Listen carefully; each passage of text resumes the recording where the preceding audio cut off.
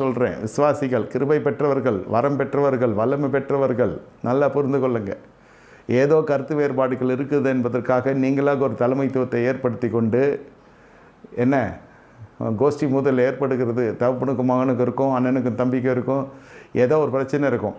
நீங்கள் எங்கே நீங்கள் போகிறீங்களோ அந்த கிருபை செயல்படும்னு நினைக்காதீங்க.